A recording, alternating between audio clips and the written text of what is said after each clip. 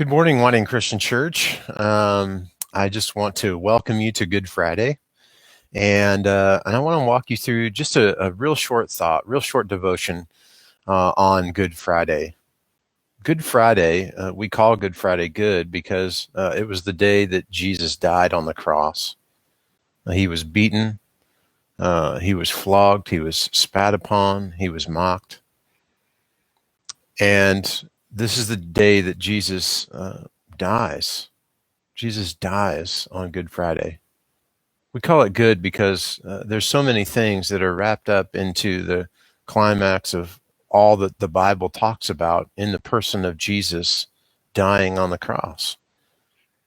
We know that the cross accomplishes so much. And so this is why we call it Good Friday. But the cross, it was brutal. And as we look through the narratives, the stories that the Gospels tell us about Good Friday, about Jesus and the cross, we really have to come face to face with Jesus' death. That this God man, 100% God, 100% man, that there was death on the cross.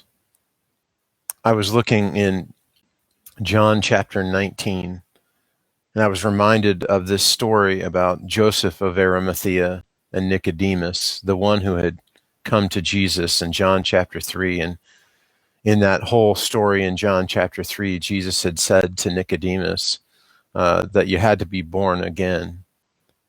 But it's before that he gives us John 3:16, that for God so loved the world that he would give his only Son, that whoever would believe would have eternal life. So it's in that context that now Nicodemus comes back, and in John chapter 19, he holds the dead Jesus. Listen. Later, Joseph of Arimathea asked Pilate for the body of Jesus. Now Joseph was a disciple of Jesus, but secretly, because he feared the Jews. With Pilate's permission, he came and he took the body away. He was accompanied by Nicodemus, the man who earlier had visited Jesus at night. Nicodemus brought a mixture of myrrh and aloes, about 75 pounds. Taking Jesus' body, the two of them wrapped it with the spices in strips of linen. This was in accordance with Jewish burial custom.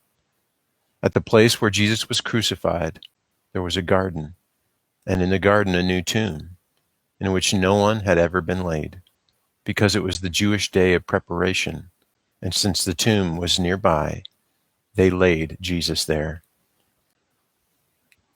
This Good Friday, I know that it's a temptation for all of us to try and jump ahead to Sunday.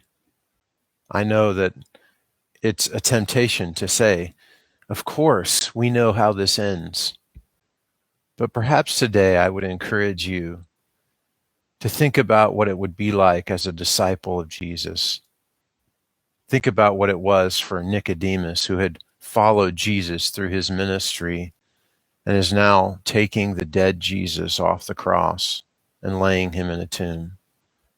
What were his thoughts? He thought this was the end of the road.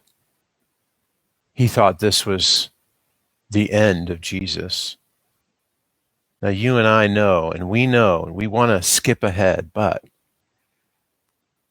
I would ask you to maybe meditate on, think through, feel what the disciples felt. Because here's the thing. If we don't feel the death of Jesus, if we don't understand the death, we can never really understand the resurrection. I hope that you all have a really wonderful day, and I hope that you can grasp the death of Jesus. Grasp the death, and then you can really grasp the resurrection. You are loved, and I hope that you have a wonderful day. God bless. Bye-bye.